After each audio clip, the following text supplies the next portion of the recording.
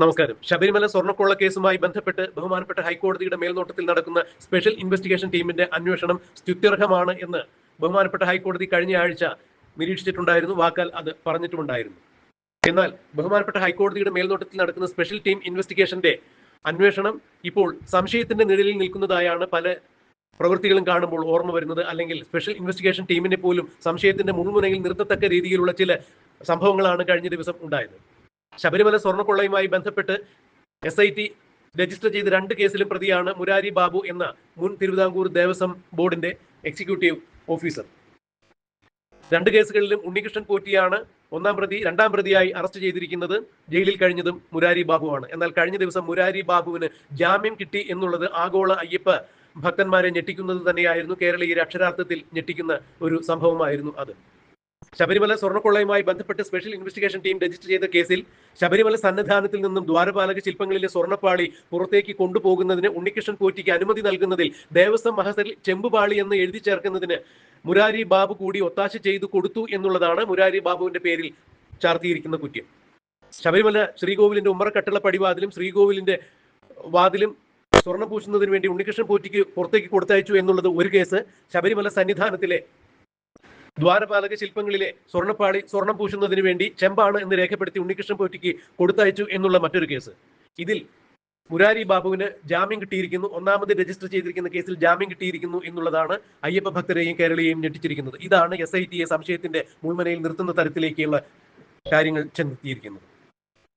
ശബരിമല സ്വർണ്ണക്കൊള്ളയുമായി ബന്ധപ്പെട്ട് സ്തുത്യർഹമായ അന്വേഷണമാണ് SIT ആദ്യ ഘട്ടങ്ങളിൽ നടത്തിയത്. പിന്നീട് തദ്ദേശ സ്വയംഭരണ സ്ഥാപനങ്ങളിലേക്കുള്ള തെരഞ്ഞെടുപ്പ് അടുക്കുന്ന പശ്ചാത്തലത്തിൽ പത്മകുമാറിന് ശേഷം പിന്നീട് CPMന്റെ ഉന്നതരിലേക്ക് ഈ അന്വേഷണം നീളുന്നത് കണ്ടില്ല. ആ അവസരത്തിൽ റിപ്പോർട്ട്, അതായത് അന്വേഷണ റിപ്പോർട്ട്, അന്വേഷണ പുരോഗതിയുടെ റിപ്പോർട്ട് കോടതിയിൽ സമർപ്പിക്കുന്ന സമയത്ത് ബഹുമാനപ്പെട്ട കോടതി തന്നെ SIT ശാസിച്ചിട്ടുണ്ടായിരുന്നു. എന്തുകൊണ്ടാണ് നിങ്ങൾക്ക് ഉന്നതരിലേക്ക് എത്തുവാൻ മടി എന്നുള്ളൊരു ചോദ്യമുണ്ടായി. അങ്ങനെയാണ് പിറ്റേ ദിവസം കോടതി നിരീക്ഷിച്ചതിന്റെ അത്തരത്തിൽ വാക്കാൽ ശാസിച്ചതിന്റെ പിറ്റേ ദിവസമാണ് ചെന്നൈ സ്മാർട്ട് ക്രിയേഷൻസിന്റെ CEO ആയ പങ്കജ് ഭണ്ഡാരിയെയും അതുപോലെ ബെല്ലാരിയിലെ റോത്തം ജ്വല്ലറി ഉടമയായ ഗോവർദ്ധനെയും എല്ലാം SIT അറസ്റ്റ് ചെയ്തത്. അപ്പോഴും ദേവസ്വം എക്സിക്യൂട്ടീവ് മെമ്പറായിരുന്ന ശങ്കർദാസിലേക്ക് SIT സംഘം എത്തിയിട്ടുണ്ടായിരുന്നില്ല. പിന്നീടാണ് ശങ്കർദാസിനെ അറസ്റ്റ് ചെയ്യുന്നതും. എന്നാൽ കഴിഞ്ഞ ദിവസമാണ് ശങ്കർദാസിനെ ജയിലിലേക്ക് മാറ്റിയതുമെല്ലാം എന്നുള്ളത് SITക്ക് നേരെ സംശയത്തിന്റെ വിരൽ നീളുവാനുള്ള സാഹചര്യം സൃഷ്ടിക്കത്തക്ക രീതിയിലുള്ള അനുഭവങ്ങളായിരുന്നു, സംഭവങ്ങളായിരുന്നു.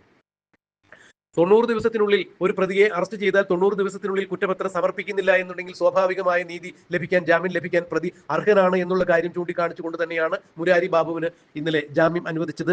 തിരുവനന്തപുരം സബ് ജയിലിന്റെ സ്പെഷ്യൽ സെല്ലിൽ നിന്നും മുരാരി ബാബു പുഞ്ചിരിയോടുകൂടി ഇറങ്ങിപ്പോകുന്നതും ജനം കണ്ടതാണ്. ഇത് അപകടകരമായ പ്രവണത തന്നെയാണ്. ഇനി ഉണ്ണികൃഷ്ണൻ പോറ്റി ഉൾപ്പെടെയുള്ള ശബരിമല സ്വർണ്ണക്കൊള്ളയുമായി ബന്ധപ്പെട്ട് അറസ്റ്റ് ചെയ്തിരിക്കുന്ന 11 പ്രതികളും ഇതുപോലെ ജാമ്യം കിട്ടി പോകാൻ സാധ്യതയുണ്ട്. കുറ്റപത്രം സമർപ്പിച്ചില്ല എന്നുണ്ടെങ്കിൽ പ്രതികൾക്ക് ജാമ്യം കിട്ടും എന്നുള്ളത് മറ്റാരേക്കാൾ നന്നായി SITക്ക് അറിയാം. എന്നിട്ടും എന്തുകൊണ്ടാണ് SIT കുറ്റപത്രം സമർപ്പിക്കാൻ പറ്റാതിരുന്നത് എന്നുള്ളത് ചോദ്യമാണ്. പ്രധാന ഉത്തരം അതിന് തൊണ്ടി മുതൽ കണ്ടെത്താൻ ഇപ്പോഴും SITക്ക് സാധിച്ചിട്ടില്ല എന്നുള്ളതാണ്.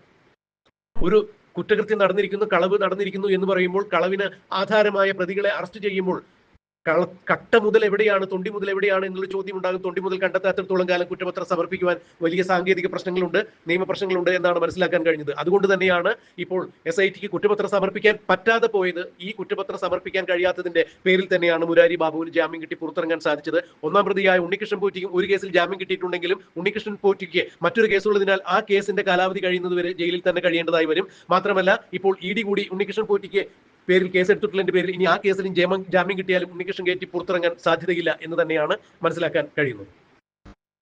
എന്നാൽ മറ്റു പ്രതികൾക്കൊന്നും ഈ പറഞ്ഞ രീതിയിൽ കുറ്റപത്രം സമർപ്പിക്കാൻ പറ്റിയില്ല എന്നുണ്ടെങ്കിൽ, മറ്റു പ്രതികൾക്കെതിരെ SIT കുറ്റപത്രം സമർപ്പിച്ചില്ല എന്നുണ്ടെങ്കിൽ വരുന്ന ദിവസങ്ങളിൽ പത്മകുമാറും വാസുവും അടക്കമുള്ള സ്വർണ്ണക്കൊള്ളയിലെ പ്രമുഖരെല്ലാവരും പുറത്തിറങ്ങി പോകും. അത് കേസ് അന്വേഷണത്തെ ബാധിക്കും എന്ന് തന്നെയാണ് മനസ്സിലാക്കാൻ കഴിയുന്നത്. മുരാരി ബാബു തന്നെ വലിയ സ്വാധീനമുള്ള ആളാണ്. NSS പോലുള്ള സംഘടനയിലെ തലപ്പത്ത് ഇരുന്നിരുന്ന ആളാണ്. ആ സംഘടനയിൽ വളരെ സ്വാധീനമുള്ള ആളാണ്. ദേവസ്വം സംഘടനകളുടെ തലപ്പത്തുണ്ടായിരുന്ന ആളാണ്. അതുകൊണ്ട് തന്നെ മുരാരി ബാബു പുറത്തിറങ്ങിയാലും കേസിനെ സ്വാധീനിക്കത്തക്ക രീതിയിലുള്ള പ്രവൃത്തികൾ ഉണ്ടാകും എന്നാണ് മനസ്സിലാക്കാൻ കഴിയുന്നത്. എന്നാൽ അധിക ദിവസവും മുരാരി ബാബുവിന് പുറത്തിറങ്ങാൻ കഴിയില്ല, പുറത്ത് വിലസി നടക്കാൻ കഴിയില്ല. ED മുരാരി ബാബുവിലേക്ക് എത്തുന്നു. അടുത്ത ദിവസങ്ങളിൽ ED മുരാരി ബാബുവിനെ അറസ്റ്റ് ചെയ്യുമെന്നുള്ള സൂചന തന്നെയാണ് കിട്ടുന്നത്. കാരണം ശബരിമല സ്വർണ്ണക്കൊള്ളയുമായി ബന്ധപ്പെട്ട് കള്ളപ്പണ ഇടപാടുകൾ നടന്നിട്ടുണ്ട്. കൂടാതെ ശബരിമല സ്വർണ്ണക്കൊള്ളയിലും ED നേരിട്ടൊരു അന്വേഷണം നടത്തുന്നുണ്ട് എന്നാണ് മനസ്സിലാക്കാൻ കഴിയുന്നത്.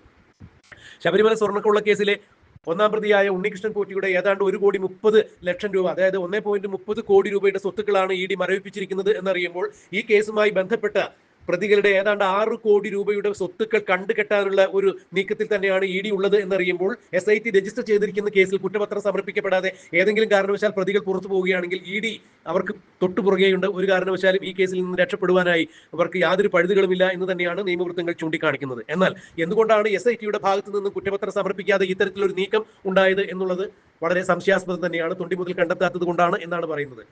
റോത്തൻ ജുവലറി ഉടമയായ ഗോവർദ്ധന്റെ വീട്ടിൽ നിന്നും ബെല്ലാരിയിലെ ജുവലറിയിൽ നിന്നും ഏതാണ്ട് 400 ഗ്രാമിന്റെ അടുത്ത് സ്വർണം ഇവർ കണ്ടെത്തിയിട്ടുണ്ടായിരുന്നു. എന്നാൽ ഇത് ശബരിമലയിൽ നിന്നും കൊണ്ടുപോയി ദ്വാരപാലക ശില്പങ്ങളിൽ നിന്നും വേർതിരിച്ചെടുത്ത സ്വർണം തന്നെയാണോ എന്നുള്ളതിന് തെളിവുകളൊന്നും കിട്ടിയിട്ടില്ല. അതുകൊണ്ട് ഇത് തൊണ്ടി മുതലായി കൽപ്പിക്കാൻ സാധിക്കില്ല എന്ന് തന്നെയാണ് നിയമവൃത്തങ്ങൾ സൂചിപ്പിക്കുന്നത്. ഇത് തന്നെയാണ് SITയെ പ്രതിസന്ധിയിലാഴ്ത്തുന്നത്. തൊണ്ടി മുതൽ കണ്ടെത്താതെ എങ്ങനെയാണ് കുറ്റപത്രം സമർപ്പിക്കുക എന്നുള്ളത് അവരെ സംബന്ധിച്ചിടത്തോളം വലിയ തലവേദനയായി മാറുന്നു.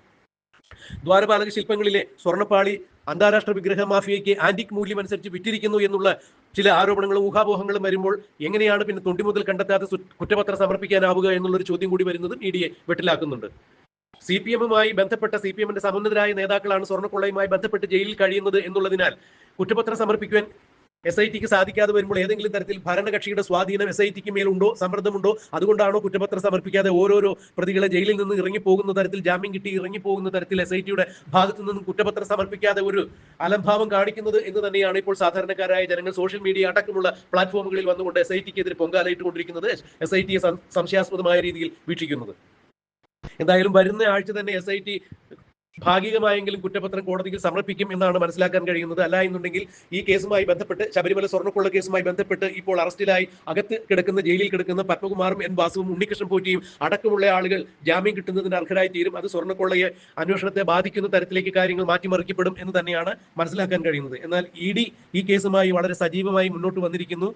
എത്ര തന്നെ SIT അലംഭാവം കാണിച്ചാലും കുറ്റപത്രം സമർപ്പിക്കാതെ പ്രതികൾക്ക് ജാമ്യം കിട്ടാനുള്ള അവസ്ഥ ഉണ്ടാക്കിയാൽ പോലും ED പ്രതികൾക്ക് നേരെ നീങ്ങുന്നു എന്ന് തന്നെയാണ് മനസ്സിലാക്കാൻ കഴിയുന്നത്. ഇപ്പോൾ ജാമ്യത്തിലിറങ്ങി പുറത്തു നടക്കുന്ന മുരാരി ബാബുവിന് 2 ദിവസത്തിനകം ED പൊക്കും എന്ന് തന്നെയാണ് മനസ്സിലാക്കാൻ കഴിയുന്നത്. കള്ളപ്പണ ഇടപാടുകളുമായി സ്വർണ്ണക്കൊള്ളയിൽ ബന്ധപ്പെട്ടിട്ടുള്ള എല്ലാവർക്കും പങ്കുണ്ട് എന്നുള്ള ഒരു നിരീക്ഷണത്തിൽ തന്നെയാണ് ED എത്തിച്ചേർന്നിരിക്കുന്നത്. കഴിഞ്ഞ ദിവസം സ്വർണ്ണക്കൊള്ളയുമായി ബന്ധപ്പെട്ട എല്ലാ ആളുകളുടെ വീട്ടിലും ED തമിഴ്നാട്ടിലും കർണാടകയിലും കേരളത്തിലും വ്യാപകമായി ഒരേ സമയത്ത് നടത്തിയ സെർച്ചിൽ വിലപ്പെട്ട വലിയ രേഖകൾ കണ്ടെത്തിയിരിക്കുന്നു. നിർണായകമായ ഈ രേഖകളുടെ അടിസ്ഥാനത്തിൽ ED ശബരിമല സ്വർണ്ണക്കൊള്ളയുമായി ബന്ധപ്പെട്ട എല്ലാവർക്കുമെതിരെ കേസ് രജിസ്റ്റർ ചെയ്യാൻ സാധ്യതയുണ്ട് എന്ന് നിയമവൃത്തങ്ങൾ സൂചിപ്പിക്കുമ്പോൾ, ജാമ്യം കിട്ടി SIT രജിസ്റ്റർ ചെയ്തിരിക്കുന്ന കേസിൽ ജാമ്യം കിട്ടി പുറത്തിറങ്ങിയാലും ED ഇവരെ പൊക്കും എന്നാണ് മനസ്സിലാക്കാൻ കഴിയുന്നത്.